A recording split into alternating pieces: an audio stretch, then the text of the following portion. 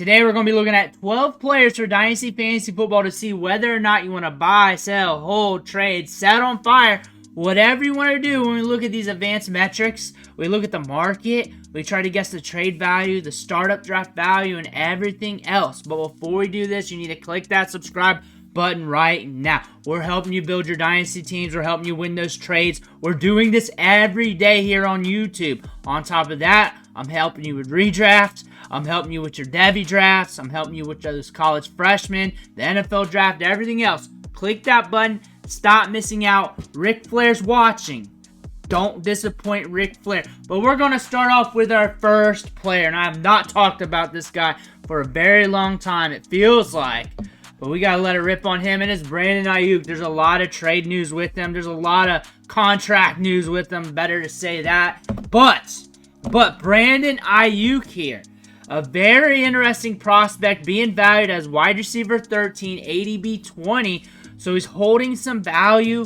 The market's not moving. The market does not care about the contract news. They don't care if he's with the Niners or whether he's not. They just do not care. It is not moving. We had a slight bump up a few months ago in ADP, but we're holding steady. On top of that, 24.5% target share, almost 7 targets a game, pushing 100 air yards per game, and 8 out of 14. Everything's looking good. When you watch him on tape, supreme separator, gets downfield. We're getting some good upside weeks.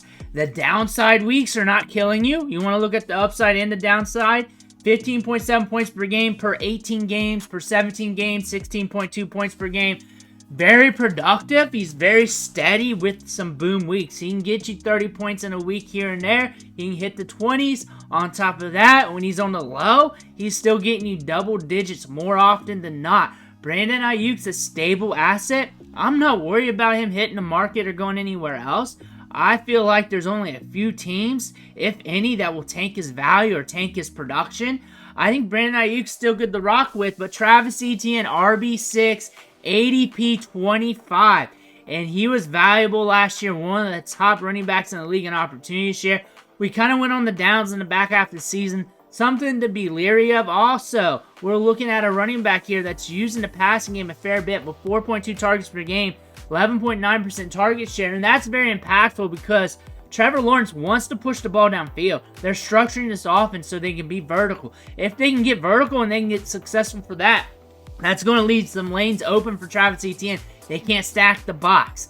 If Brian Thomas Jr. hits, Travis Etienne might be hitting as well. That might help him out be more efficient. You're looking at a running back here that's not super old yet, that's still being productive, and by the time his contract's up, he'll be just around 26 years old. On top of that, they may re-up the contract, let him hit the market. But again, running backs are running backs. We're looking in 1 to 2 year windows, not 3 really. That's stretching it. With him, though, you're looking at the next few years. We're with Jacksonville. We're in a good offense. We're getting good opportunity. We're getting good touches here. A good running back to look at. But Trey McBride, the tight end 2, ADP 30.67.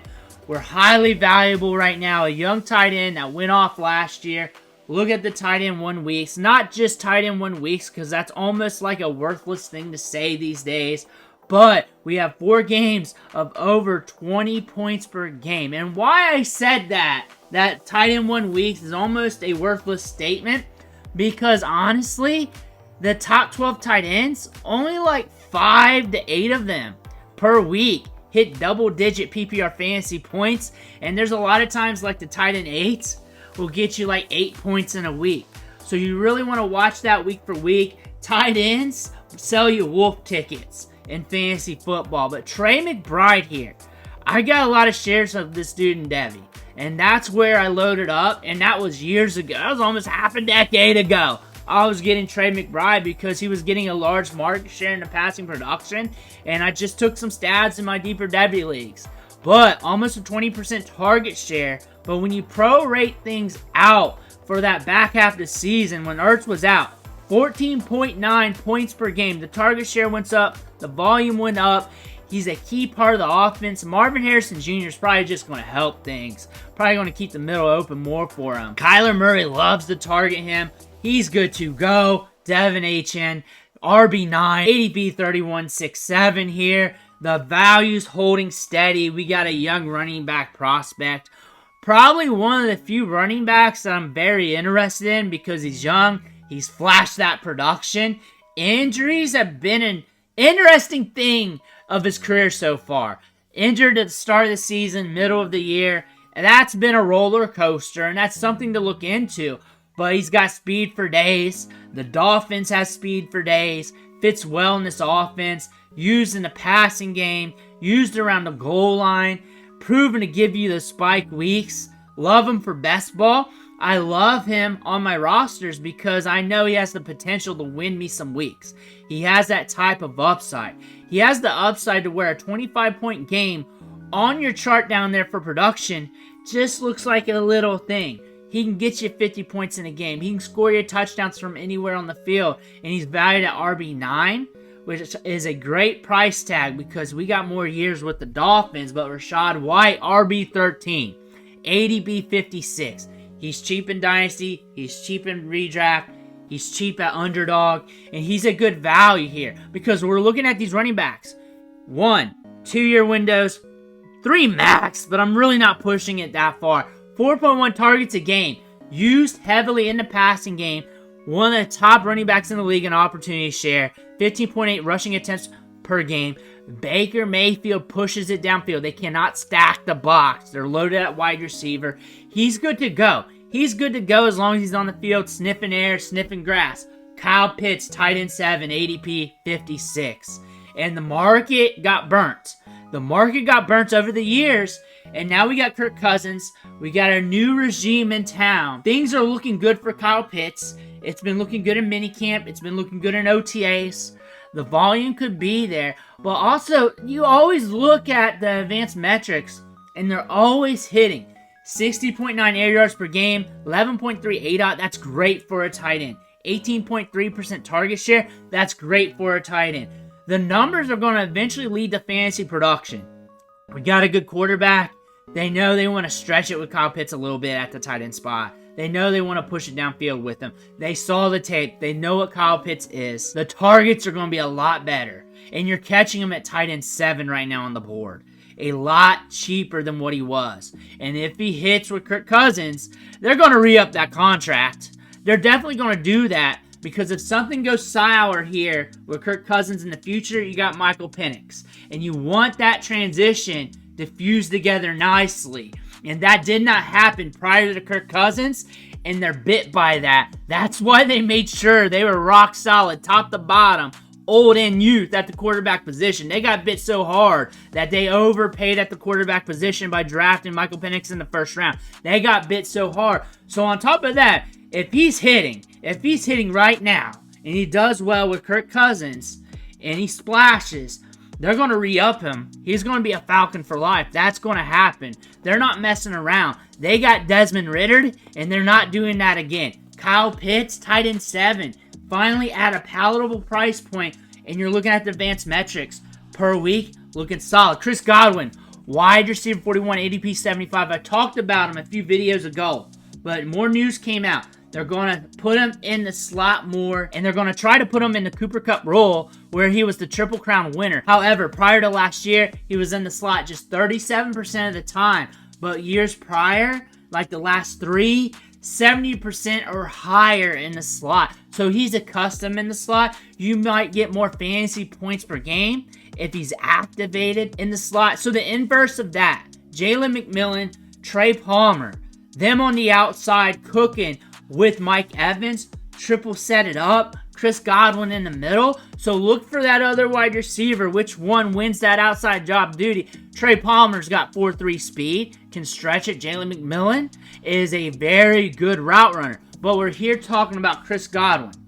Wide receiver 41, not a young buck anymore. So we're probably looking at 1 to 2 year windows, but still at a price tag here where he can help you win your league. Looking at him last year, 3 wide receiver 1 weeks. The down games aren't too horrible. We have some 7-pointers, some 9-pointers, and a 3-pointer in there. But still, if things improve, you might be seeing more production. James Conner, though, RB32, 112 ADP. I only want him on win now teams. Obviously, if I'm rebuilding, I got to stay away. But if I'm a win now team, look at him in the back half of the season. If he's healthy on the field, he's good to go. He's been healthy a lot of his career, but he does miss some time here and there. That's just all running backs, right? But there's some value to him in fantasy football. 2.4 targets per game, not heavily used in the passing game. Again, Marvin Harrison Jr. should soak up some target share. Trey McBride, you got a tight end there soaking up target share. When you got a tight end soaking up target share, it's really harder on the running backs. But a 66% opportunity share, but you're looking at the down weeks with that. But when he's on fire, he's one of the top running backs in the league in opportunity share. 15-point rushing attempts per game. Solid, good price tag. You're probably pushing around 12 to 15 fantasy points per game this season when he's healthy on the field, and you're catching him at RB32 price tag. So if I feel like I can get some money, you may want to make that deal now, because the closer we get to training camp, the closer we get to the start of the season, the value is going to go up a little bit. You're going to see that ADP chart behind me. You're going to see a little spike up because of the season for vets are going to happen in season in Dynasty. His value when he's getting points on the board, people are going to like that a little bit more. Aaron Jones, same thing. If I'm win now, I'm all over it. If I'm not, he should have already been gone. But Aaron Jones, RB34, we're on the Vikes, fast-paced offense.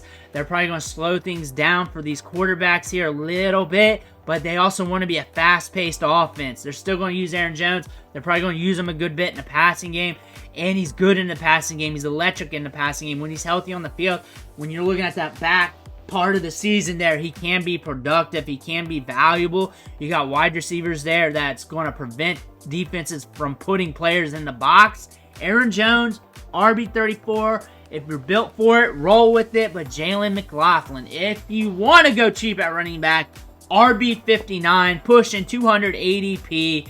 The value's starting to spike up in ADP, so be aware. But the Broncos are probably going to be a shit show this year. But the thing about McLaughlin, he's different from Williams, Pirine, and Estime. Not a big banger back. He catches the ball in the backfield. He's got some electricity to him, and they are talking good things about him in the press conferences. When they bring up Estime, when they bring up the other running backs, they make sure to talk about McLaughlin as well. That's something to note, and he's dirt cheap right now. Christian Watson, another Will Fuller. That is what he is when he's healthy on the field. He is a spike week machine. He gets targets. He gets opportunity. He gets the deep ball. He's at wide receiver 36, but he can win you some weeks. Great for a best ball, but that's obvious. I ain't the captain of that. But Christian Watson here, healthy on the field. He's going to be stretched downfield.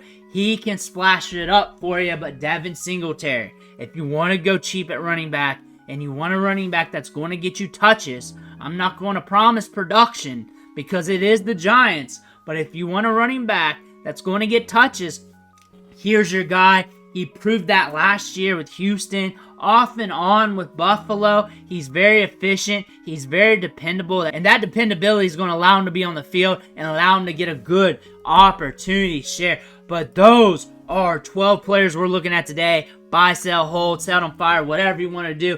Click that subscribe button, though. You need to do that right now. But I want to thank you for watching. Catch you on the next video.